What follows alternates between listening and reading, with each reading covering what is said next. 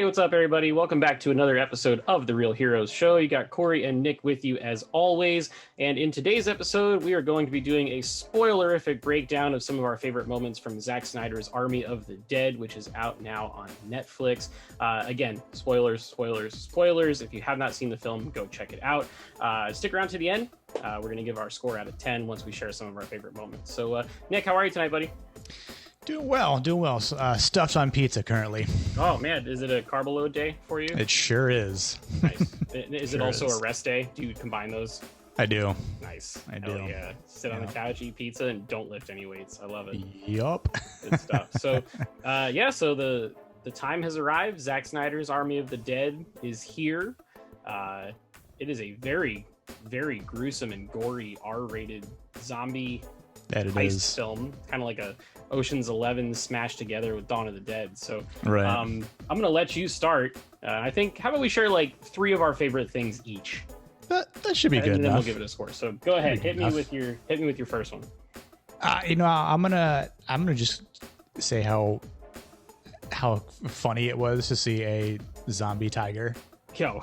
I Yes. mean, I think just from some of the the talks of, and even like playing a game like Resident Evil, and you've got zombie dogs or anything else like that and weird creatures, but you've never seen a tiger that was turned into a zombie.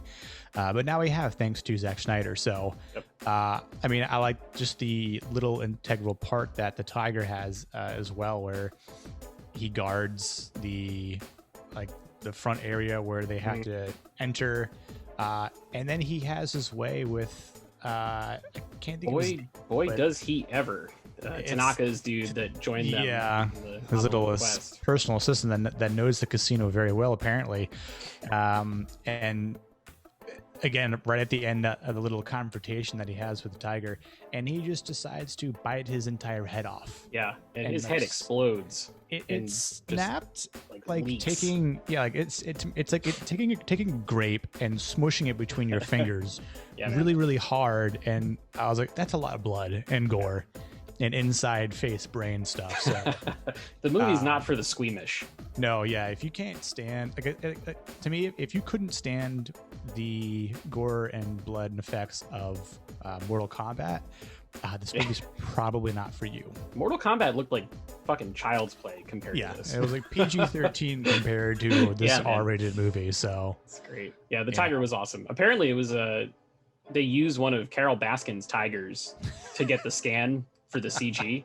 Did they really? Is that which is pretty funny? Yeah, but it was before Tiger King had even come out and jumped into the pop culture zeitgeist or whatever. But it's hilarious. That's pretty cool. So I would say one of my favorite things, the first thing that completely sticks out in my brain is the booby trap sequence right before they got to the vault. Because it's all right, well, there's booby traps. How many? We don't know. The first one, they send a zombie in, and it's like tranq darts. And it's like, all right, yep, have them go further. It's like machine guns that come out of the wall. And it's like, and if you're good enough to get past that, the wall's just literally going to smush you. Just right into the thing. And the blood and guts were stuck across like a curtain. I want to insert another food reference here, but imagine taking 2 pieces of bread and melted cheese and then trying to bring the piece of bread apart, and there's the stringy cheese. That was all blood and guts. Yep. So, again, not for the faint of heart with this grotesque material that Zack Snyder has inserted into this movie. Pretty wild. But I dug it though. No, me too. I was laughing I was like, the whole time. I was like, this is great. Netflix literally gave him carte blanche to just do whatever the hell he wanted. And some of those shocking scenes were pretty awesome to see. So all right, give me your second one. I think just Dave Bautista being a badass overall. I'll agree with that, but also showing a heart and emotional side too. Yeah, I was gonna say his character wasn't just hey, I'm Dave Bautista, I'm super jacked, and I can just hold a zombie at bay with my own strength and not let it affect me. For the most part, aside from having to go one-on-one with the Project One Alpha or that started the whole thing. But even then, he still held his own. But I think just the emotional scene that he had when he had to kill his daughter's mother. Yeah. Right. And that was pretty heart-wrenching, I guess. And, the emotion that he had to convey at that point. But also, it was kind of funny where he had that heart-to-heart with his daughter about him thinking the reason why he's been ducking him this entire time. And she's like, that's what you think this has been all about? He's like, well, yeah. And I'm like, that's a very guy thing to say. Yeah, it's such a guy thing to say. Well, yeah, of course it's what it is. Yeah. And I'm just like, oh my God. Yeah. So I think just the writing for his character all around was really, really cool. Yeah, he's a clear star of the movie, done. right? Yeah. But I maybe I'll tack on that's 1A. I'll tack on a 2B sort of thing with just the other characters. It was his name Mikey Guzman, yeah. Him, dude. He was a pretty cool character, and his female counterpart in the scene where they're all in hibernation mode, and she's sneaking through, and is just like silently like murking them, and then obviously it all goes to shit when the metal tray falls down on the floor, and she just has this badass moment just murking all these zombies until it's like she's like, it's just too late, and then Guzman has to shoot the gas tank. He shoots the gas tank and it all just blows up. I was like, the entire time I was like, oh my God, this chick's just is a badass, holy crap. And then I was like, oh, that sucks. That was the first instance where I was like, oh, this movie's going to end like Rogue One, where they're just all dead. This is going to end very poorly. Which is pretty much what ended up happening. So, Dave Bautista's great. I think I'm really excited for all of his stuff. I know he's going to be in Guardians 3. He's in Dune that comes out. He's in Knives Out 2. That was dropped a couple weeks ago. The fact that he's like kind of exploding as an actor right now is pretty neat. Cool. If you haven't seen Blade Runner 2049, he's got a very small part in the beginning of that movie, and he's excellent in it. It's really, agreed. Really good. Second thing for me is on more of a technical standpoint, but I don't know if you read about this, but the helicopter pilot that's played by Tig Notaro, she was not originally in the film. So that was originally Chris D'Elia, who's another stand-up comedian, and then there were some allegations about sexual abuse and shit that came out, and Zack Snyder shot every scene with Tig Notaro on a green screen on a set by herself. So she has not met Dave Bautista. Wow. And they had scenes together in this movie. And just the fact that they were able to do that, like, totally blew my mind. There were only a small handful of sequences where you could kind of see like the halo around her from the green screen effect, but like for the most part, man, it felt like she was just part of that movie from day one, and that's unbelievable to me. Because that was one of the scenes towards the end with the helicopter crashing, right? I thought something looked weird there, but I thought it was just part of an effect. That's because she wasn't actually there. listen, that right there is a prime example of movie magic. Yes, 100%. And technology today, where you can just literally like meld those two things together. But now that you mentioned, I totally forgot that Chris D'Elia was supposed to, or was originally cast in that movie. He was in the film. When they shot, he was there. I remember watching him post stuff and talk about it in his podcast, and then like the allegations came out, and which kind of sucks. But I mean, if you play stupid games, you win stupid prizes, I guess. So don't send dick pics to teenagers, I guess. Anyway, moving on. So what's my third favorite thing about this movie? What is your third favorite thing about this movie? I kind of just, it's going to sound very gruesome as well, but I mean, I guess it's going to kind of go hand in hand. The fact that there's this predominantly overpowered alpha zombie, and then its ability was to create other alpha zombies. And I like the idea that like they said they have like the shamblers. There's 2 tiers, right? Because in the very beginning, I'm like, oh, you got these guys and these army guys or whatever military personnel escorting this this truck with a locked container, and shit goes just crazy, and all of a sudden they're firing at it, and I'm like, y'all don't know to go for the head. I mean, they're pumping AR rounds into it, and it's not phasing it. So it kind of just sets the precedent of it's like we're being hunted, right? Like this is a Predator movie, and creating this universe that, again, the zombie verse from Snyder here, which leads to Las Vegas getting nuked. Yep. Like we're going to completely blown off the map right on the 4th of July, and I'm like, wow, I guess that's pretty patriotic. Yeah. Well, I think the newscaster even said, like, the president just thought it would be really cool. Yeah.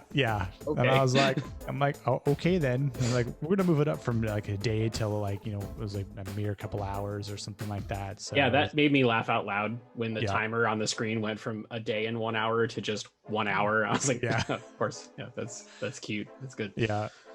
So I mean, I think just the concept of it all was again, like thinking, well, how did it all start? So again, it's leading to some sort of prequel in this little zombie saga here, which they've already announced a lot of stuff to, which I guess we can get to later. But just the fact that it's been created, is all here, is something likable because it's something new, and I know zombies are a big thing to some people, and maybe some people really haven't been that divested into it since like The Walking Dead.